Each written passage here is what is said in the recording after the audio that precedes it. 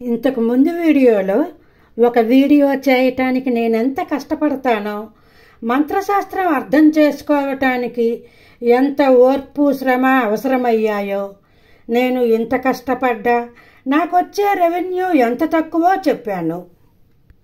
YouTube నా channel monetization ఆపేయటం గురించి వివరించాను. నేను ఎందుకు యూట్యూబ్ ఆపేద్దామనుకుంటున్నానో, యూట్యూబ్ యొక్క ఏకపక్ష నిర్ణయం గురించి, యూట్యూబ్తో నేను చేసిన చాటింగ్ గురించి ఈ వీడియోలో చెప్పదలుచుకున్నాను. హ్యూమన్ రివ్యూవర్ రిపోర్ట్ ఆధారంగా నా ఛానల్ మానిటైజేషన్ని సస్పెండ్ చేశామని చెప్పింది యూట్యూబ్. దీనిపై అప్పీల్ చేసుకునే ఆప్షన్ ఉంది. కాబట్టి నేను హ్యూమన్ రివ్యూవర్ రిపోర్ట్ అడిగాను. కానీ యూట్యూబ్ ఆ రిపోర్ట్ ఇవ్వమని చెప్పింది.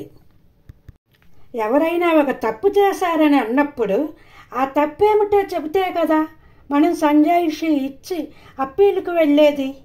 రిపోర్ట్ ఇవ్వనంటే ఎలా? నేను కల్కి సినిమాలోని కర్ణ వీడియో చేసేటప్పుడు యూట్యూబ్ చాట్ సపోర్ట్ వారితో మాట్లాడి వాళ్ళు పబ్లిష్ చేయమంటేనే ఆ వీడియోని పబ్లిష్ చేశాను. ఒకవేళ ఇది తప్పైతే విచారణ చేసి వారి మీద కూడా యాక్షన్ తీసుకోవాలన్నాను. కానీ యూట్యూబ్ దీనికి సమాధానం ఇవ్వలేదు. నా కర్ణ వీడియోకి దాదాపు 2 లక్షల వ్యూస్ ఉన్నప్పుడు కాపీరైట్ క్లెయిమ్ చేశారు. అప్పుడు వీడియో రెవెన్యూ కంటెంట్ ఓనర్కి వెళ్తుంది. సాధారణంగా మనం చేసే వీడియోల మీద 45% యూట్యూబ్కి, 55% వీడియో క్రియేటర్కి వస్తుంది. కాపీరైట్ పడితే ఆ రెవెన్యూ కంటెంట్ ఓనర్కి వెళ్తుంది. దానికి నేను content owner okay. Chat support వారి కన్ఫర్మేషన్ తోటే వీడియో పబ్లిష్ చేశాను. అయినప్పటికీ వన్ సైడెడ్గా మానిటైజేషన్ సస్పెండ్ చేసి అప్పీల్ చేసుకోమంటున్నారు. మన వీడియోల మీద వచ్చే ఆదాయం $100 దాటిన తర్వాత డబ్బులు పంపిస్తారు. 13 నెలల పాటు కష్టపడి వీడియోస్ చేస్తే కేవలం $90 మాత్రమే వచ్చాయి. కానీ నేను బాధపడలేదు.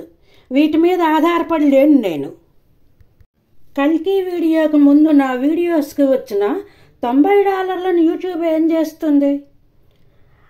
అలాగే నా ఛానల్ మానిటైజేషన్ సస్పెండ్ చేసే ముందు కల్కి వీడియోకు $65 వచ్చాయి.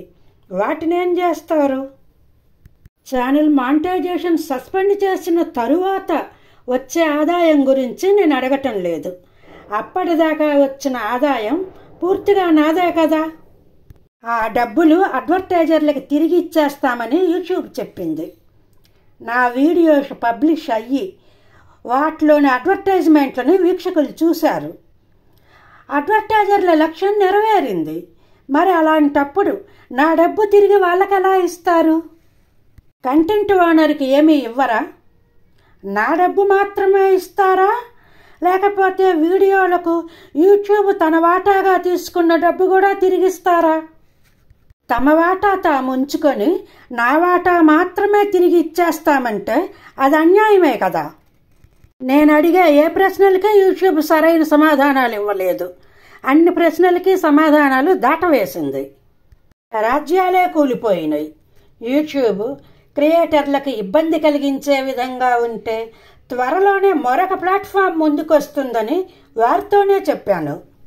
ఇక్కడ చెప్పుకోవాల్సిన విషయం ఏమిటంటే, కాపీరైట్ వేసిన కల్కి వీడియోపై ఇప్పటికీ యాడ్స్ రన్ అవుతూనే ఉన్నాయి. మన ఛానల్ మానిటైజేషన్ ఆపేయటానికే ఆ వీడియో తప్పు అన్నారు. కానీ దాని మీద ఇంకా యాడ్స్ రన్ చేయటానికి, దాని మీద యూట్యూబ్ సంపాదించటానికి మాత్రం తప్పు లేదన్నమాట. ఇది మనకు మాత్రమే తప్పు, వారికి కాదేమో. మంత్రశాస్త్రం మీద ఎన్నో వీడియోలు చేశాను. సంతాన గోపాల యంత్రం, హనుమాన్ విభూతి, రామమాలా మంత్రం, కార్తవీర్యార్జున మంత్రం. నేను తీసుకునే వీడియో కంటెంట్ కూడా ఎక్కువగా అందరికీ తెలియనివే తీసుకుంటాను. రాముడి భార్యనే కాక తల్లైన కౌసల్యని కూడా రావణాసురుడు ఎత్తుకుపోవటం, కర్ణుడి గత జన్మ గురించి, మండోదర్ని చూసి ఆమె సీతమ్మని ఆంజనేయ స్వామి పొరబడటానికి కారణమైన కథ గురించి ఇలా అరుదైన అంశాలనే నేను చాలా వీడియోస్ చేశాను. దయ్యాల నరసయ్య గారి మంత్రశాస్త్రంలోని సంతాన గోపాల యంత్రం, హనుమాను విభూతి, రామమాల మంత్రం, కార్త వీర్యార్జున మంత్రం, బాల త్రిపుర సుందరి మంత్రం, అష్టదిగ్బంధన మంత్రం, పోలేరమ్మకు చీటీ రాసే మంత్రం, ఎవరైనా చేతబడి చేస్తే ఆ చేతబడి కట్లు విప్పే మంత్రం, ఇలా చాలా పవర్ఫుల్ మంత్రాలతో వీడియోస్ చేశాను. చాలామంది ఇంకా మంత్రాల గురించి వీడియోస్ చేయమని అడుగుతున్నారు. వాళ్ళు కోరిన ప్రకారం దయ్యాల నరసయ్య గారి మంత్రశాస్త్రంలో ఉన్న శక్తివంతమైన ఆంజనేయ స్వామి మంత్రాల గురించి, నరసింహస్వామి మంత్రాల గురించి, ఇంకా ఎన్నో అమూల్యమైన మంత్రాల గురించి వీడియోస్ చేద్దామనుకున్నాను. కానీ యూట్యూబ్ ఏకపక్ష నిర్ణయం తీసుకున్నది. అందుకే యూట్యూబ్ ఆపేద్దామని నిర్ణయం తీసుకున్నాను. నా ఛానల్ సబ్స్క్రైబర్లందరికీ, కామెంట్స్ ద్వారా నన్ను సపోర్ట్ చేసిన వీక్షకులకు, దానం వెంకట్ బాబు మొదలైన తోటి యూట్యూబర్లకు ధన్యవాదాలు.